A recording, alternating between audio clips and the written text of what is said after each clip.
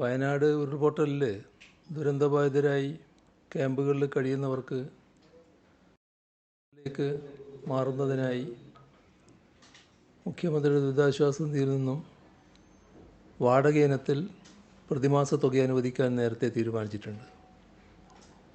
ഒരു കുടുംബം പ്രതിമാസം 6000 രൂപ വരെയാണ് വാടക ഇനത്തിൽ നൽകുക. ബന്ധുവീടുകളിലേക്ക് മാറുന്നവരുണ്ടാവും. ആ കുടുംബങ്ങൾക്കും വാടക ഇനത്തിൽ പ്രതിമാസം 6000 രൂപ ലഭിക്കും. സൗജന്യ താമസമൊരുക്കുകയാണ് സർക്കാർ ലക്ഷ്യം. അതിൽ സർക്കാർ ഉടമസ്ഥതയിലോ മറ്റ് പൊതു ഉടമസ്ഥതയിലോ ചില സ്വകാര്യ വ്യക്തികൾ സൗജന്യമായി നൽകുന്ന വീടുകളിലോ മാറുന്ന കുടുംബങ്ങൾക്ക് ഈ പറയുന്ന പ്രതിമാസ വാടക ലഭിക്കില്ല. കാരണം അതിന് വാടക നൽകേണ്ടി വരില്ല എന്നർത്ഥം.